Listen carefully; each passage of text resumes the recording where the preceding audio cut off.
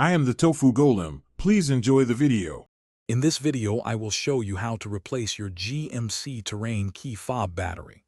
First, gather your essential tools: a small flathead screwdriver and a fresh CR2032 coin cell battery.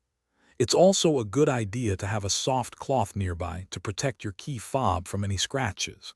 Make sure you have a well-lit area to work in, as the components are small and require careful handling. This simple preparation will make the entire process smooth and efficient. Now let's open the key fob.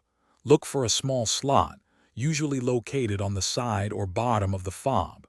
Carefully insert your small flathead screwdriver into this slot.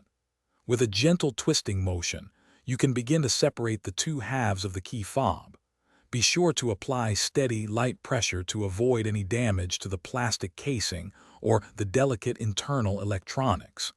The case should pop open with minimal effort. With the key fob open, you'll see the old battery.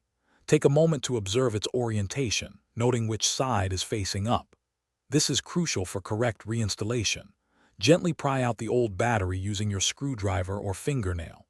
Now, take your new CR2032 coin cell battery and insert it into the compartment, ensuring the positive side, usually marked with a plus sign, is facing upwards. Make sure it sits snugly in place. Finally, let's reassemble and test your key fob. Carefully align the two halves of the key fob casing. Press them firmly together until you hear a distinct click, indicating they are securely fastened. Once reassembled, it's time to test it out. Go to your vehicle and try locking and unlocking the doors. Also, check if the remote start and trunk release buttons function properly.